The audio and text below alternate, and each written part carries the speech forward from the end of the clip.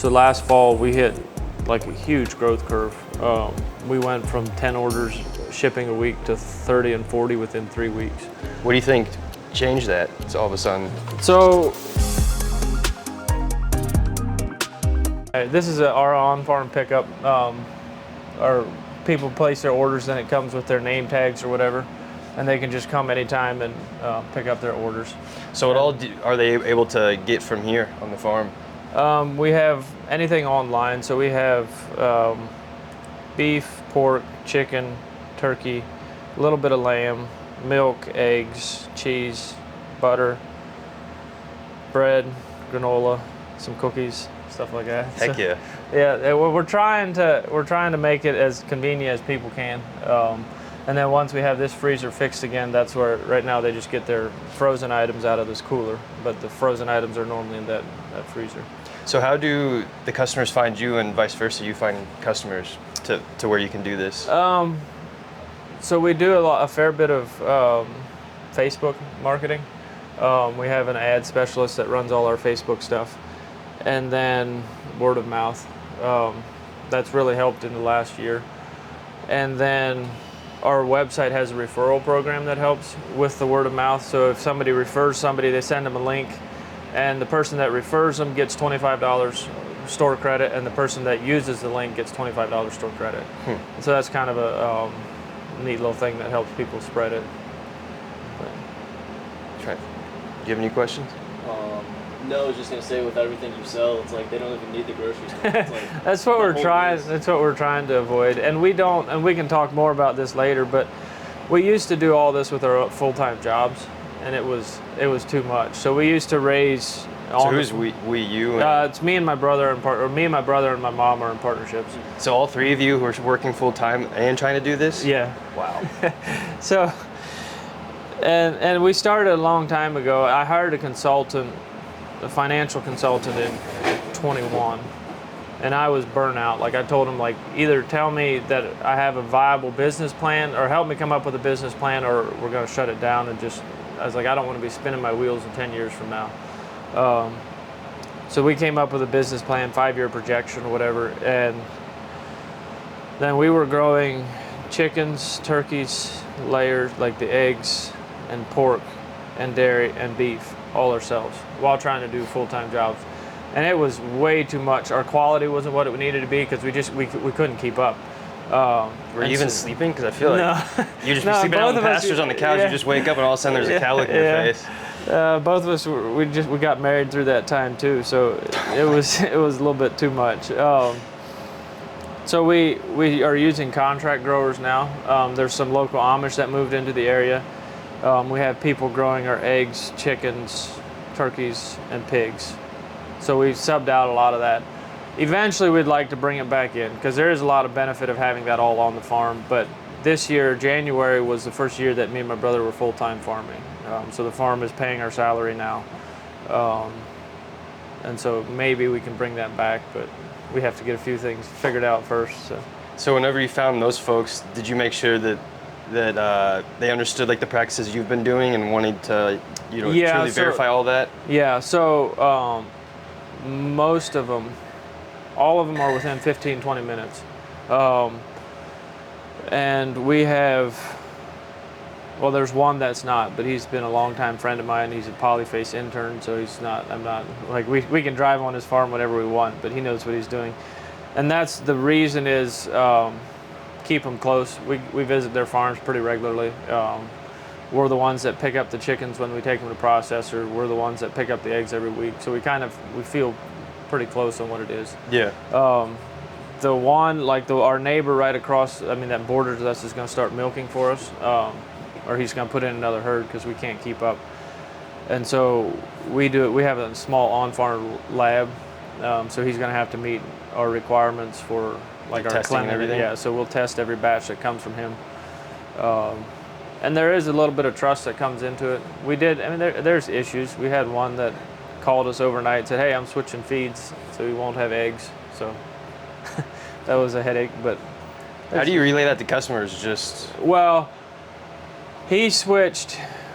We'd like to get to all corn and soy free eggs, but where we have non-GMO and we have corn and soy free. He was a corn and soy free producer, and he just switched to non-GMO feed. So we were able to get that, but it just switched our eggs. So the corn and soy were out for a little bit longer. But so far they've been pretty good. I mean, they work with us. That's good. This is just kind of storage. I don't know. This might be interesting. This is what we ship in. So we do ship with UPS. We ship to all 48 states. And we used to use a styrofoam liner, but now we use a cardboard liner. So this is completely recyclable. You can toss the whole thing out. Our ice packs are drain safe, so when they're done, you can just pop a hole in it, put it down the drain. I feel like is shipping a challenge? Because I feel like one time I tried to do glass jugs, and this only happened once. Because the day I got the order, it was like a minimum order quantity of about 770, and the pallet just fell off, and I lost a third of the glass bottles like that. And so I can only imagine kind of the struggles of trying to ship food nationwide. Yeah, there is some. This is our, like, last fall the shipping really took off, so this is our first summer that's doing it, and it took a bit of learning. We have good people that mentor us. So I don't know if you've heard of Dutch Meadows up in Lancaster County. Absolutely. Yeah, so we're good friends with them. We actually have some of our beef contracted with them, and they'll tell us anything. So we've gone in toward their facility while they're packing, stuff like that. So that really helps. And then just shoot them an email, ask them questions. But it is a challenge. You can't control UPS. All it takes is one grumpy UPS guy to throw a box, and you have to replace the order. But because I'm curious, what advice would you have just for the folks that want to do direct consumer, or kind of doing it but wanting to, I guess, expand more, shipping that online? So shipping, we look fairly heavily at Seven Sons. They have like a shipping program where they have a bunch to make it affordable, kind of ways to get. There are like now we're buying ice packs by a pallet, so that brings the cost down. MP Global, these liners are pretty reasonable.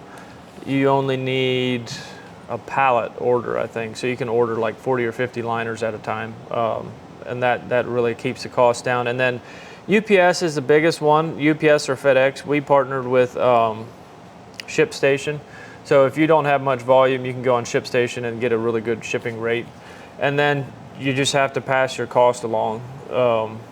So on our platform, Gray's Cart, we get some complaints because when you sign up, you have to put your zip code in, and that just places you in a certain delivery zone.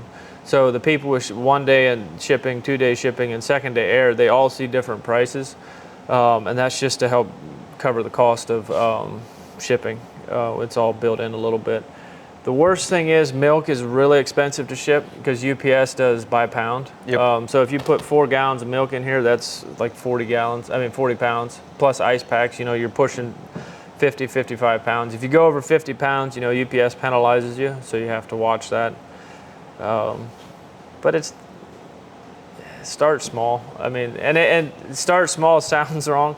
I think of Joel Salatin where he says, the saying is it's not worth doing if it's done poorly at first. And Joel says that's not right. He said if it's worth doing poorly at first. And he means start small and then scale it. We used to have, we shipped when we had 3 and 4 packages a week. Now we're probably around 45 orders, or 30 to 35 orders a week, 40 to 45 boxes. Yeah, because that's what I was just thinking on when thinking of direct consumers, because we have the farmers markets, but a lot of times that can be really hit or miss for both producers and consumers. And then now more folks are waking up online, and they might not have the best options, nearby. I know a lot of people are starting to try to do the direct consumer, but then also they might see the cost of it all and thinking that, because this is one interesting thing, just the cost overall from the consumer's perspective, a lot of times they see higher prices thinking that the farmer's making way more money, but that's not the case at all, especially with shipping too, because like you said, it goes by per pound, and obviously when you're shipping meat, all of that's you're buying pounds and pounds of it. So it's why transparency, but I hope consumers can actually, whenever there is transparency, read it. Yeah. So last fall we hit like a huge growth curve. We went from 10 orders shipping a week to 30 and 40 within 3 weeks.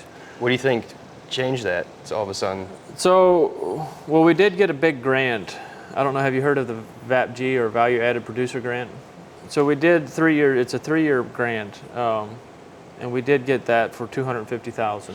And that covers 3 years, and that covers our processing costs, our shipping costs, and our marketing cost. So we've had a huge advantage. I had been trying to get a marketer that I liked. I don't know if you do know Miller's Bio Farm. Mm-hmm. Okay, so I had been after his marketer for quite a while, and she was pretty heavily invested with him. And I think it was 3 years that I tried to get her, and then I went to her and I was like, I got a grant. I was like, and I have all the land. About that time, we signed lease on a 400-acre piece. I said, so I have money to pay you. And I said, I have land. I said, I can expand exponentially. And then she came on board. And so through that, we've changed a lot. We now have we're a pet food producer for our raw milk. So we put that online. So we put that online last May. And that helped tick up through the year till September. And then September to November was just like pretty much straight up. And then we held that all year, and then they say every year around the holidays, like the end of September to the end of the year is when you grow, and then you just hold that. That's what like Dutch has been telling me. So we'll see once. Now it's hard for me to believe we're in a slow time. Like this is usually our slowest month, but it hasn't been bad this year. We're still right on budget. So. Well, marketing is just another interesting aspect too. A lot of farmers just want to farm. Yeah. And on top of that, just the time to have to do all the marketing is another challenge that I can, because whenever I worked on Savage Mountain Farm, mm-hmm. I mean, it was all just really local, and he did use some Facebook, but I mean, just watching everything he had to do on top of being a family man and thinking about how to go about the whole operation on top of having to market, it's a huge ask. And I think I know what I'm good at usually, and I'm not good at marketing. I tried to be the person to write newsletters, and I tried to be the person to do Facebook posts, and it's not me. I hate it. And so it became a drag, like a mental drag too. Like it was always in the back of my mind that I got to be coming up with stuff. And now, I just meet with her once a week, an hour a week, and we go over stuff. And I have ideas I can plan. I mention them to her. She has a lot of experience, so that's good. And that's why we hired a financial consultant. We spend a lot with them, but I'm not that great with spreadsheets or numbers or anything. So I let him tell me that where things need to be, so that really helps. So we just started selling jerky. That's pretty good. We'll go in here to the milk house now. This is where we milk. This is our bulk tank, storage tank. You can look in here if you want. There's a little bit of milk in here. So we'll bottle directly out of here. The only thing we do to the milk is filter it. We have, I'm not even sure what the technical word is for it, but I think it's a centrifugal pump where we put a hose in here, and then the hose goes into the bottle, and the pump actually never touches the milk. So it's pretty nice. So the milk comes, these are our milking units. The milk comes into this big glass jar, and then once it fills up about 3/4 of the way, it kicks the pump on, and then there's a filter right in here that filters the milk. And either we swing this over, this is set up to wash right now, but we'll either swing it over and dump into the tank or separate. This is our 200-year-old antique separator, but the thing works pretty good. Wait, so how does this work then exactly? So it has, that's the big bowl that sits on top of it. It has a bowl that sits here, and then it has all these parts like the, trying to find the base. This part sits in here. And then, have you ever seen one work? No. Okay. That's why it's very I'll cool. set it up. I'll set it up for you. Especially because it's a 200-year-old machine. Well, I'm guessing it is. I didn't look it up exactly, but they're still expensive. Like they hold their value like crazy. This thing was $1,800. My father-in-law found one identical to this same brand, and model on Marketplace for like $300. He's like, "Is that a good price?" Like, yeah, you better buy it. I was like, I'll buy it from you, just for backup to have parts. So I don't understand all the science behind this, other than that cream is lighter than milk, and this thing spins extremely fast and forces the cream to the top. This is also why I always laugh at modern society, laughing at our ancestors and saying how dumb they are, essentially. Whenever, just thinking of what it took to build. Yeah, what? This is crazy. We did buy a new one, like a little one. This one will do 700 pounds an hour. The little one we did would do 30 gallons an hour, so that's 200 pounds an hour. And it just wouldn't keep up. And so we looked at doing a bigger new one, but those are $10,000. And we're like, it's like, I can't. So I found an Amish guy that refurbishes them. This is kind of his business. Very cool. Kind of crazy how, like, I don't know who would have came up with this. Like, there's so many parts and little things that. Okay, can I have this? Wow.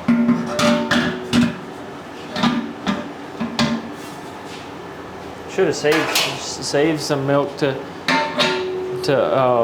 do for you. So this is a warm separator. They do make cold cream separators. So the milk going through here has to be warm. So that is the one unhandy thing. But this one's fast enough. We just put the pipe right in here. As we milk, it gets filtered and into here. That controls your flow. When you say warm, like what's the temperature? I think they say 50 degrees or better. I forget exactly. The warmer, the better it separates, but it'll do decent up to 50 degrees, I think. But yeah, then this little float controls it. Like, you can open this, let it go as fast, and that thing will float up and won't let it come too fast. And then your skim comes out the bottom. So this is your skim milk, and your cream comes out the top. You just put a bucket underneath and catch if you want to catch. We started selling skim milk and whey, so we'll we'll catch it out of here and then bottle it. We're coming up with a low-fat cottage cheese. So they say there's some for cancer treatment that they're finding that's good for. Well, gosh, cheese is awesome. Yeah, and we're having issues right now. Our curd size is not turning out right. It, like, when you put it in the container, it turns into like just a block, and so we're working on that. But we're Animal-Based Bay. I don't know if you heard of her. Mm-hmm. So she's going to promote our products. We have a contract signed with her as soon as we get this the cottage cheese figured out. But we've tried. We've tried the way Dutch Meadows does it. We've tried. So I don't know what we're going to figure out yet. We're trying different cultures and renins and all kinds of stuff. But we'll get it sometime. But so that's one thing we'd use the skim for, is that, and then we started selling whey as well.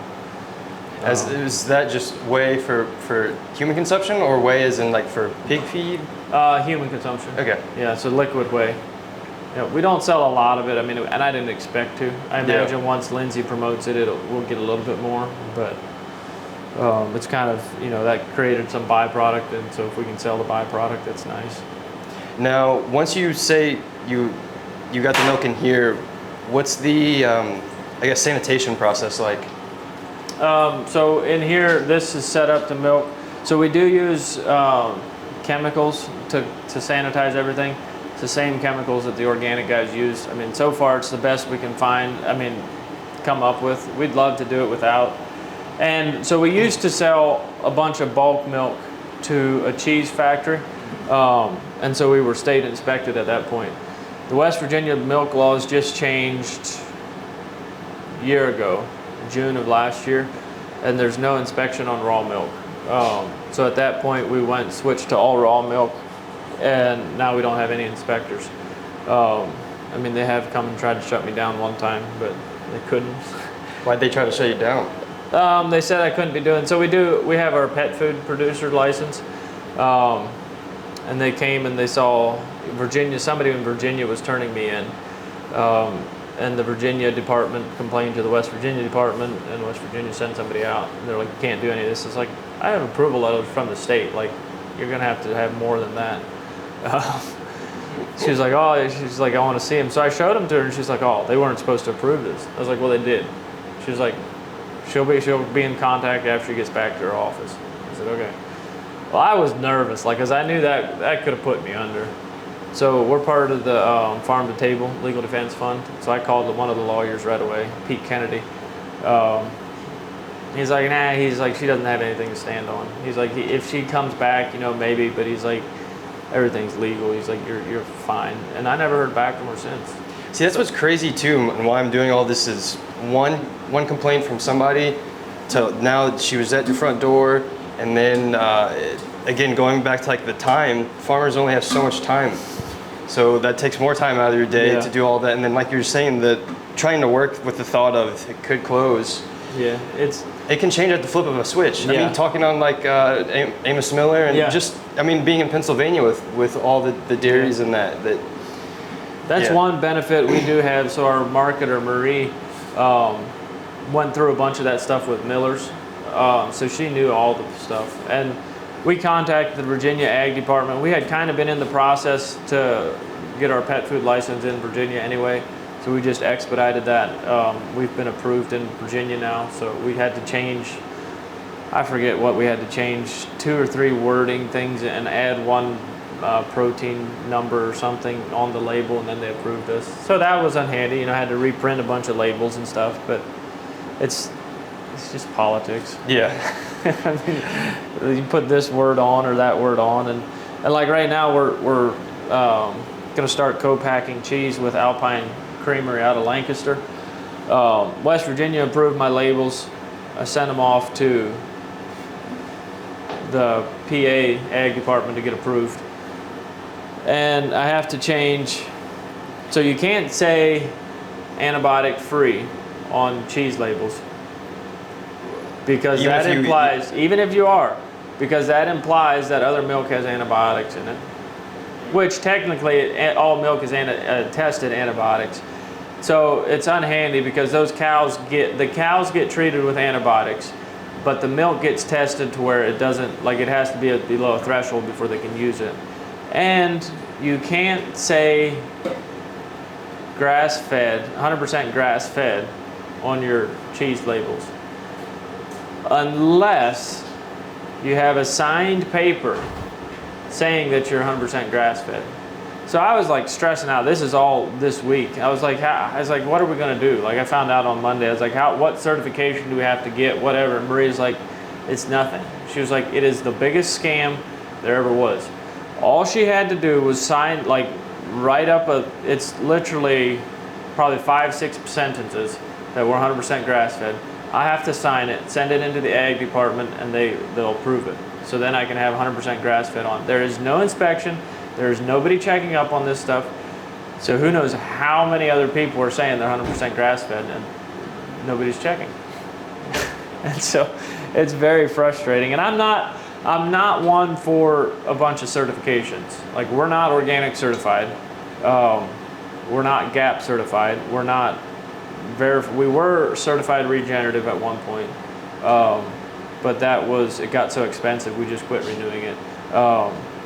We'd rather, like, we have an open door policy. People can come look, you know. To us, that's more important than the organic is such a scheme. I mean, yeah, you can co-opt the word. I mean, the words are co-opted. Yeah. I mean, regenerative kind of is co-opted in a lot of ways too, and so that's why transparency is key for all of this, and open door policy. Because the farm I worked on, again, they were technically regenerative and organic, but not certified, and so you could come and see the operation. We never used chemicals, any of that. Yeah, we had. I don't know if I'm sure you've seen that Bill Gates just got his appeal thing organic approved. It's so frustrating. Well, the whole labeling aspect is very frustrating, because whenever we try to get transparency, the words are still wordsmith, so it's hard for the consumer, and that's why, again, I always say you have to go to the source and know where it comes from. Yeah. That's where we're at in society, to where that's the really only truly way to verify everything. Yeah. So I brought it up, gave it, the first day I had it up here, it drank 2 bottles real good. We keep some colostrum in the freezer. Drank really good. And then since then it kind of went, I thought last night it was gonna die. This morning it came out and he's doing better now. So we give it just milk and some yogurt for the probiotics and stuff. So he's doing better. Yesterday he couldn't even walk. Now this morning he's walking around. He took a step up into there, so we'll see. And then we milk 3 cows, get the other 3 ready, clean their udders and everything, and then switch them out. They come in this door here, so we just pretty much open that door. 3 of them walk in, they walk right into place. Pretty simple. Right now we're feeding an alfalfa pellet. It's a custom blend. Comes out of Lancaster. It's, instead of the normal like binding agent, it has flaxseed oil in it to give them energy. So we have plenty of protein in our grasses, but we're lacking energy. So we give them an alfalfa pellet. And then do you milk them, I guess, how early do you milk them? We milk at 5 in the morning. Every single day? Every single day. 7 days a week? 7 days a week, yep.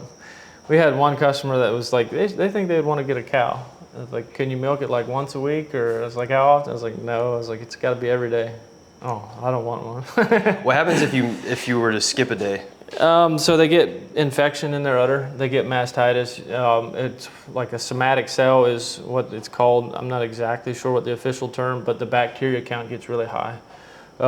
We did switch, so we don't do a lot of things that normal dairies do, and we only milk once a day. We had been milking twice a day for quite a while, but now with the heat of summer and everything, we only milk once a day. It's just easier on the cows. We have some calves on the cows, and so we let the calves in with them during the day. In the night, we pull the calves off and let them milk in the morning. Do you know how it was in the 1800s? Would they only milk in the mornings too? I don't know that. I found a guy that has books on like a long time ago that I'd like to read how they do it. I'm guessing they did, because back then they weren't worried about production. Yeah.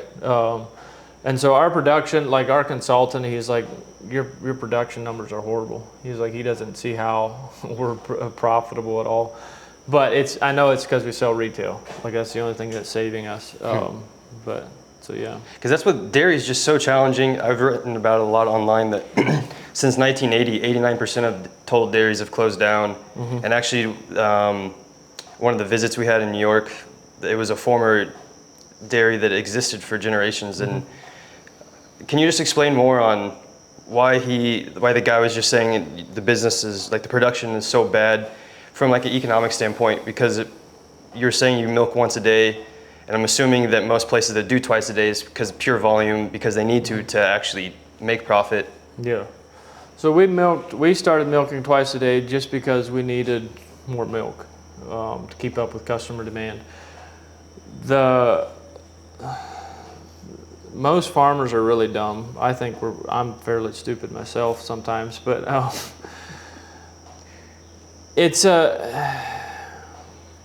the equipment costs have gone up insane amounts. So they're harvesting all kinds of feed. They spend thousands and thousands on corn seed and bean seeds and stuff like that. Then they spend thousands on pesticides to spray it, and then they spend then they have to cut it all and they bring it all into the barn and they store it, and feed goes bad and it all goes. But then to break even, they make more milk. Well, their neighbor's doing the same thing, and so the milk market gets flooded, so they drop the price of milk and puts a dairy out. And then the next thing it's more efficient with the 30-foot header instead of a 25, and so they buy a bigger equipment, and they spend nutritionalists are extremely expensive. And my brother-in-law is a conventional dairyman out in Ohio, and his mineral bill one year was $60,000. And I'm just like, my goodness. I was like, just for mineral? Mineral, yeah.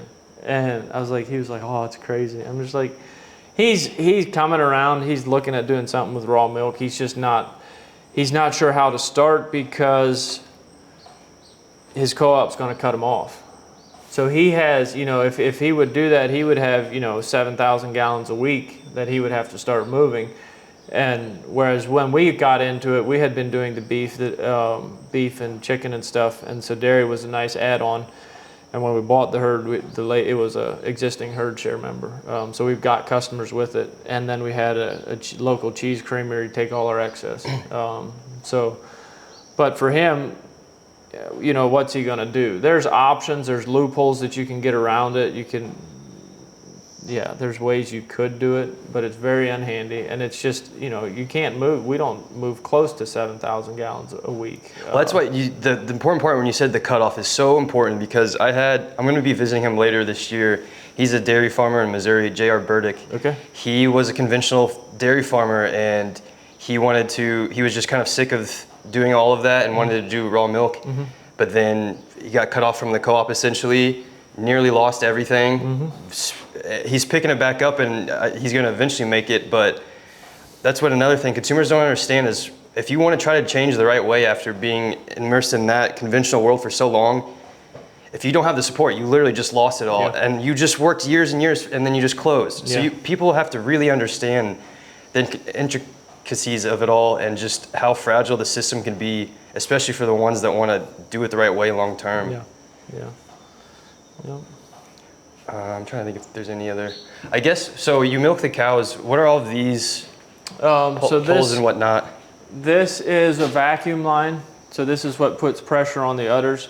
And these are what you call a pulsator. So that opens and closes. So your milking inflation's the part that goes around their udder, squeezes, kind of like contracts and stuff. And that's what controls that. That's on a unit in there that just times the pulsation. And this is where we hook up, and the milk goes into here and into that big receiving jar. This is technically, now if you put up a new dairy that's inspected, you're not allowed to use glass for cleanliness. We bought it. I think it was the only one in the state of Virginia that was being used, and we bought all the equipment, moved it down here. We like it really good because if there's something wrong with the milk, you can see it right away before it gets in the tank and ruins your whole batch. There's occasionally you'll get some blood in the milk. If the cows are fighting or something like that, you'll get blood in there. You can run in, shut it out, like pull it out of the tank and only lose 5-10 gallons instead of waiting until it's in the tank and losing it all. Has that happened before to where you lost it all? No, not yet. We've had a couple times, like I said, we've had them where they were fighting or something, and we did lose 5-10 gallons, but we've never lost the whole tank. And then I forgot to ask too, back in there, whenever like testing the milk and whatnot, how do you do all of that? So the lab is in my basement, and it's just like an incubator with, what is it? Like little platelets. I'm not sure what the official word would be for them, but you put a sample of milk in. It would have bacteria cultures on them. Are we allowed to see it by chance? Yeah, we can go in there and look at it. I think it's cleaned up. But and then you just let it in there for 24 hours, and then you read it, and then just count up how much bacteria there is.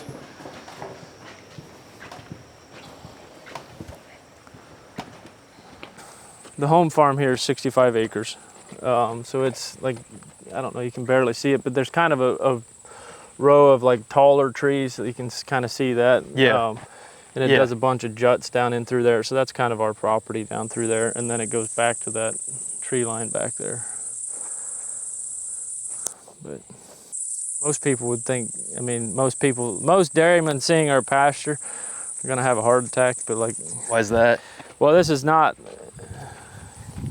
doesn't look like a conventional dairy pasture, it's not alfalfa and it's not pure clover and grasses, but there's some ragweed and chicory and all kinds of different stuff in there. These, like those purple flowers that you see, are chicory, and those are natural dewormer.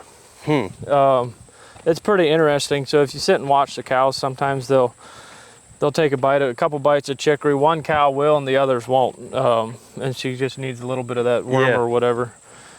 And there's all kinds of, like this is I call it pigweed, ragweed, or that pigweed stuff. That's really high in protein, but like a corn crop farmer would spray that in a heartbeat. Like, because they just think it's a weed. It's a weed, and if you're doing corn, it's going to clog your combine up, stuff like that. So I understand that, but you don't need that much corn. America does not need the amount of corn we have. No, I forget. I like listening to. I'm on a WhatsApp group with Alan Williams and John Kemp and some of those guys. Yeah. And I like hearing Alan go off about the.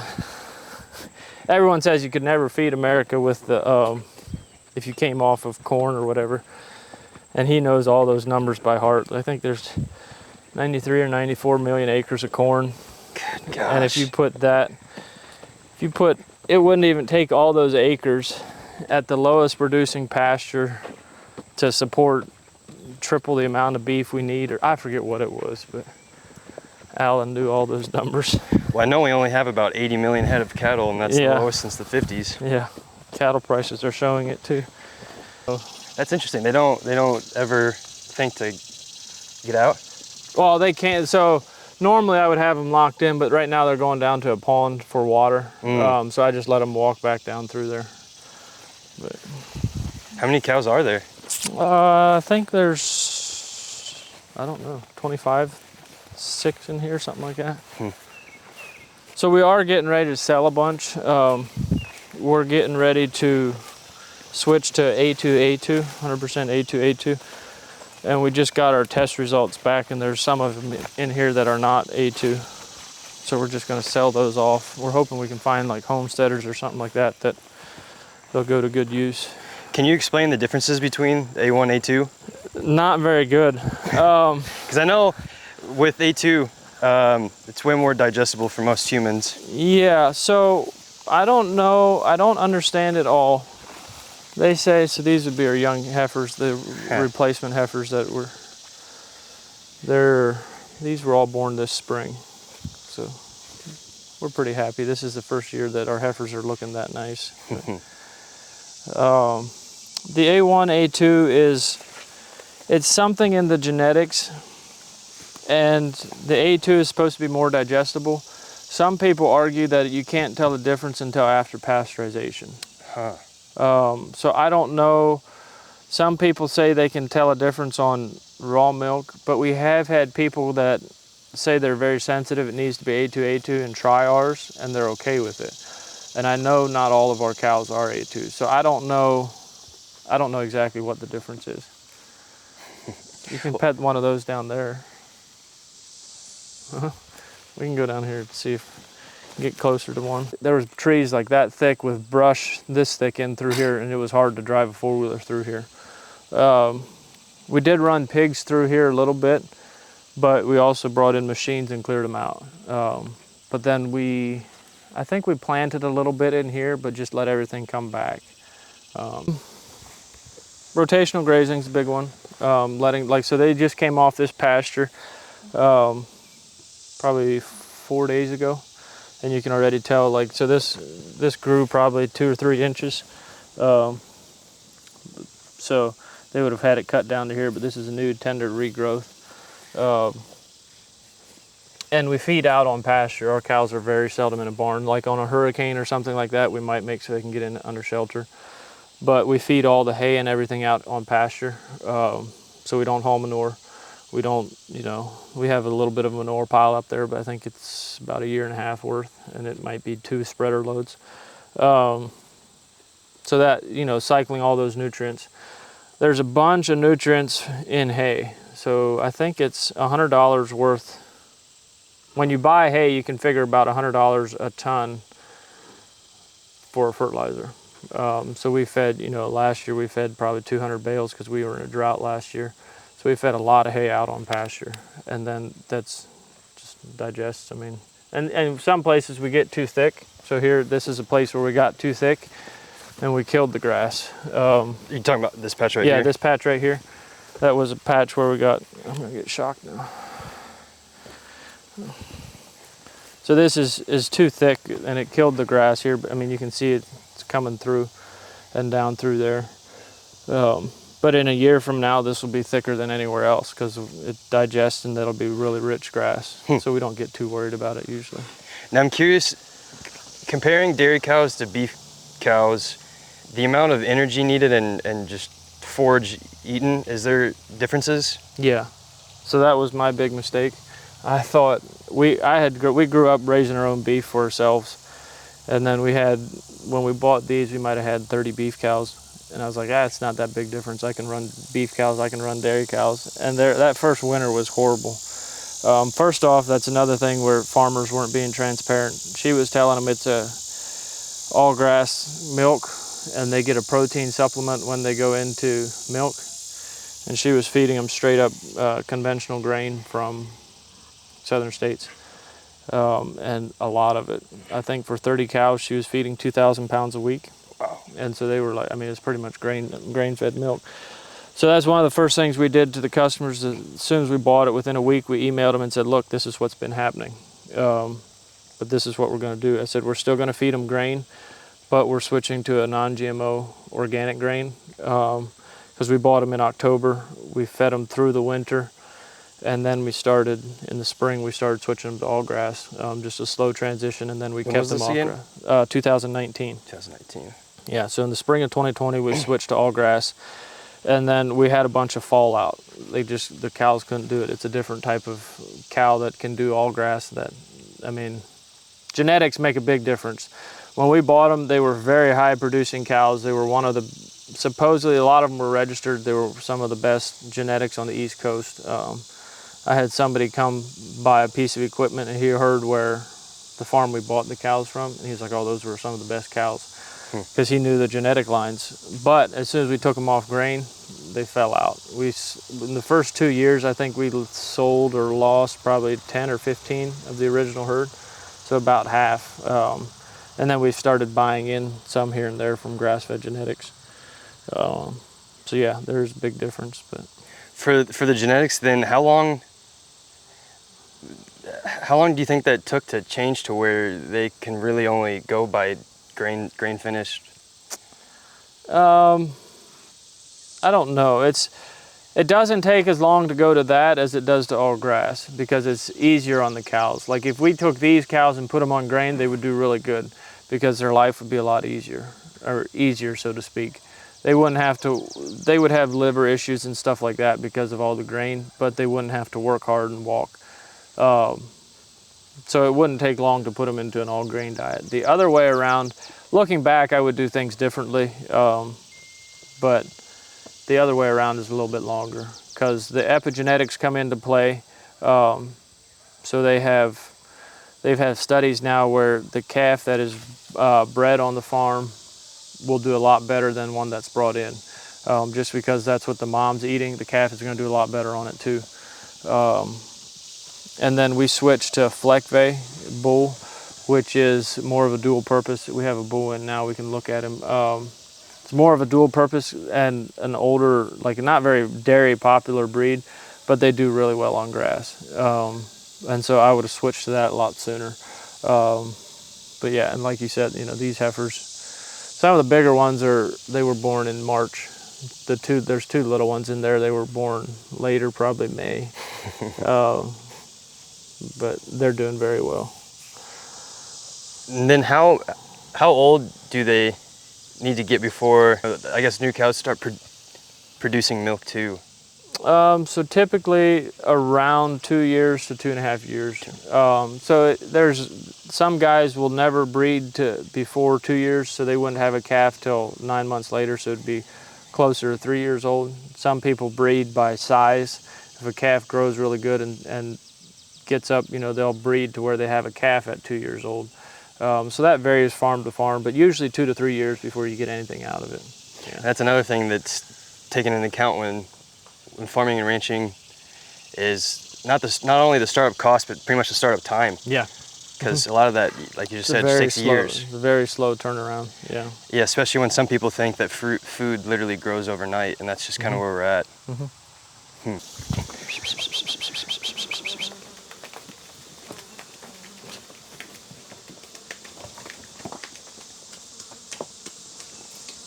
Spreading fertilizer. He's not going to cooperate for me. That's all good. And another thing that we have issues here on this farm, so this area is largely, used to be orchard production. The man that owned this used to own 7,000 acres of orchard. I think he was one of the largest in the state. So this had heavy pesticide use.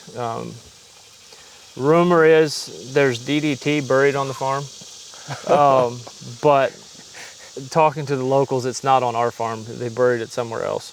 And to this day, the neighbor can't grow grass there. And how long ago was Back in the 80s. Wow, still can't grow grass. No, he has struggles. It's around one of his pond areas, and he doesn't grow grass. 45 years, oh my gosh. There's other rumors, and we've done water tests and stuff, like our water runoff and stuff. It's good. We can't find anything. Other people say if it's buried, it won't activate until it gets dug up and there's air added into it somehow or something. But water is a big issue on this farm. My well is 500 feet deep with 1 gallon a minute, and Mom's well is 500 feet deep with just over 1 gallon a minute. So it's pretty much not enough to water the cows. So we've dug ponds in, and so now we have 3 small ponds. We applied for a grant. We did rock overlays or geographical overlays. We applied for a water line grant that we might be able to dig a well. If we can't, then we'll probably come in and make all our ponds bigger, just so we can get better, cleaner water to the cows. The one is a runoff pond, and so we fight it constantly. It gets some of the mud from the driveways and stuff. And so we're fighting that. That's another thing that helps or hurts production. But so whenever trying to get a new well, do you need a permit for that? Yeah, and it's very costly. So most well drillers are at $25 to $30 a foot, and if you drill a 500-foot well, and they won't guarantee to hit water, so that you got $15,000 in a dry hole. I mean, and so it's a huge risk. And even if the USDA does it, sometimes they don't. If it's a dry hole, sometimes they won't cover it. Really? Yeah. So that's why we did rock overlays, try to get the best thing. This pond is less than ideal. With the heat of the summer, we get some algae, but we dug it here just to see if we could get water. They say if you go close to sycamore trees and dig a hole, you'll get water, and we did. So we'd like to come in and really clean this pond up, make it bigger, but everything's a journey. Yep.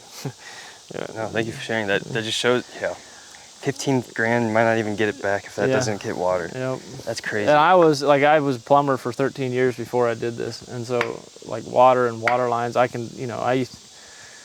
plumb commercial chicken houses. Those guys, they're sucking up so much water. We put in the one farm, we put in 40,000 gallons of storage just so he'd have enough water. And now that company is still doing projects. They're putting in 120,000 gallons of storage. I mean, just massive chicken farms, and they don't have water. So they drill a well and put storage in, and it's just so much expense. I'm sure it's just a lot of extraction too. Yeah, that's up there. I'm curious, it's up on Mount Storm. I don't know you would know where Mount Storm is, I imagine. It's up close to Savage Mountain. Yeah. Up there they're putting up chicken houses up there. The one farm is putting in 18 commercial chicken houses, and they were all excited because their wells were 40 gallons a minute, and they were pretty much just going down punching holes 400 feet deep, 40 gallons a minute, 6 of them. And I didn't look into it, but out in Ohio, Martinsburg, Ohio, which is where my grandparents would have lived, there's some for plant wanting to extract 6 million gallons a day for cooling something. And there's no way that there'll be enough water for the residents. Like if that I think it was an ethanol plant or something like that. Or like if that plant does that, there's no way that the locals will have enough water. And I feel like I would assume that a lot of times those people are kind of powerless unless they really, revolt back essentially. Yeah, because you have to have pretty good lawyers or something. Well, that's the thing. Yeah, because once you actually try to go to litigation, they have all the lawyers and money, time, and power to really squeeze you dry. Yep. I'm trying to think. Is there anything else you want to look at? I just think it was interesting. They just naturally walked in. I was scared they were going to go up to the barn, but it's close enough after milking time. They're not. But they're creatures of habit. Yeah. Like this morning at 4:45, they were all up by the barn. But And then most of the time, whenever they're back out here, I'm assuming they're munching on grass and just resting. Mm-hmm. Yeah. Yeah, we try to get them to fill up as quick as possible. That's one thing that's made a big difference. We can go over here and look at a pasture that they're ready to go into. Yeah, let's do that. And if you look on their bellies, that big vein underneath, like that ripple running through, Yeah. that's the milk vein. Whoa. So it's something, I don't understand it. They don't make milk unless there's blood running through that vein. So I don't understand all of it. I'm not even close to a scientist or something, but this is what I've been told. So it's best to get them to go eat, fill up, and go lay down. And then once they're laying down, they'll make milk. That kind of makes sense too, because if you're making something like milk, putting all the stress of movement and all of that, that to me that logically actually makes sense. Yeah. And another thing, like right now, the heat is really hard on them. Yeah. Today I might actually have pasture that has a lot more shade and woods in it. I might, once in the heat of the day, I might take them over there. Is it typically this hot in this part of the year? Nah, yeah, it's a little more humid than sometimes. That's just because we've been wetter this year than normal. But another thing, like when they're going in the grass like this tall, like you can Riley step over here. They cool themselves by their ankles. So their ankles is where they get cool. And if you go down in the grass, like right in here, and feel how cool it is down here, you can, so when they walk into a new pasture, their ankles are getting cooled by the cool temperature down there. Ideally, you know, we've had grass where it's like up to here, and that's really nice because it comes up around their stomach and protects that milk vein too. So it really cools them down. I haven't done any samples. Some kind of bug. But I've seen pictures of a guy out in Michigan. It was 95 degrees outside, I think, and he took a temperature down in here and it was 68. So he took them in, his cows were literally standing in the sun, but just cooling off in the grass.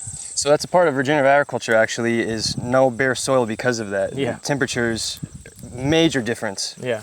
Yeah. And that's huge for the biology too. Yeah. Yeah. Biology is pretty lazy. I mean, they like it from 50 to 90 degrees. After 90, they start shutting down. 100, they start dying.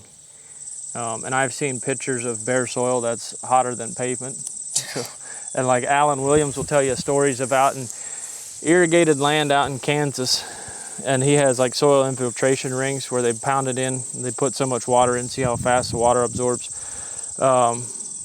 He has where they break plastic PVC rings, putting them in, and so they got steel rings, and they have bent steel rings trying to pound it into the soil on irrigated land for, I think that was an alfalfa or cornfield. And he said the soil temperature was like 120, 130 degrees. And he's like, it was only 80 degrees outside that day. But the soil just like, it bakes. And he's like, it gets so hot, like there's nothing living for inches underneath there. But then he has stories of people that have roots growing within 2 years, they have roots down 7 feet, I think. So it's pretty crazy how fast you can change things around. That's why I love how Gabe Brown titled his book Dirt to Soil. Yeah. Because that's exactly right there. I haven't actually read that book yet. It's really, that was one of the first books I read in the journey for me, and it's great for anyone that wants to learn. Yep. So whenever deciding on, when rotating, how long do you decide to wait before rotating them? So there's difference between rest and recovery. So we move them twice a day. So I gave them a break this morning. I'll give them another break tonight. Rest or recovery is when the grass is ready to graze.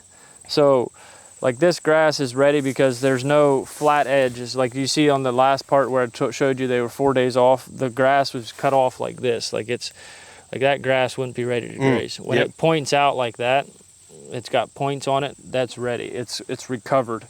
Then when your tips start turning yellow. Hey Christian, if you want to come over here and show these. Yeah, I'm gonna get some B-roll after. Okay, cool. When the tip starts getting yellow, then it's recovered or rested. So recovery is when the grass gets ready to graze, but rest is where you build soil. So When it's recovering, the plants are sucking nutrients out of the soil, and then after it's like in tips or it's recovered, it rests, and that's when it puts nutrients back into the soil. So we try to, it normally takes 30 to 35 days to recover, and so anything over that is beneficial. We try to be no less than 45. We'd like to go up to 60. You getting bored? You'll find some blackberries over there. Is occasionally when you go out to move the cows, you can grab a handful of berries. Yeah, I got some berry bushes over here. Very cool. You can pick them and eat them if you want, I don't care.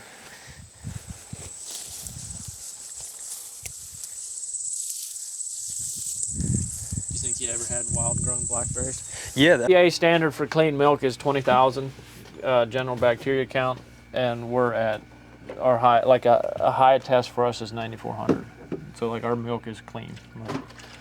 But yeah, so that's pretty simple. Very low tech, I think. And you can spend a lot more.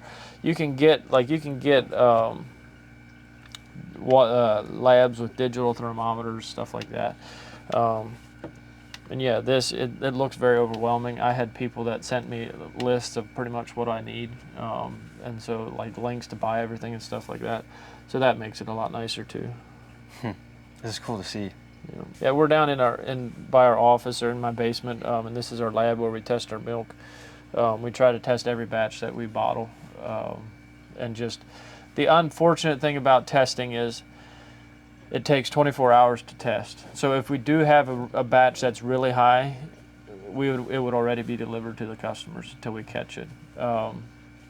But we haven't had a test that, like I said, FDA standards are 20,000. 10,000 is high for us. We've been down as low as 300, but we're usually around the 4,000 to 5,000. And so we're not usually too worried about shipping the milk. It's not, and if something does happen, we'll recall it. But that's nice, we don't have to put out, I can go in and look at the 100 people that ordered that day, and I can contact them directly and say, hey, this is, I don't have to send out a mass email or a public statement or whatever that don't buy from this store, or if you bought, in the last 2 weeks or whatever. But so it's just a benefit. For milk, it's about that much milk. And you put it on this card. For this card, you mix it with distilled water. So we mix it in these bottles, put the milk in, stir it around, take it out, and then put it in here. And then you put this in the incubator. Just set this in here for 24 hours, and then you bring it out. And it's just a magnifying glass, and then you count the dots. However many dots there are, you times it by 100, and that's your bacteria count. So this last test I did was higher, so I know I either didn't clean equipment right, or I didn't clean an udder, or one of my inflations got a crack or something, like so now I have to watch that. But 9,400 is high for us. And like this one, 150,000, it was insane but that was one test. So you look across here, and that's one test that was way out of line. Yeah, 600, 1,200, 800. So what happened, I remember that test specifically. What happened is I got distracted and I laid my thing on the table. Normally I don't let it touch anything until it's on the thing. So I laid that down on the table and then put that, and that test was like astronomically high. And then we have another little card that's red that you just put the milk straight onto, and that's your mastitis, or your like somatic cell, to make sure the udders are like there's no infection in the cows. And the same thing, you put it in here for 24 hours, and then you just read it under the magnifying glass. And that one is whatever number you see, that's however many it is.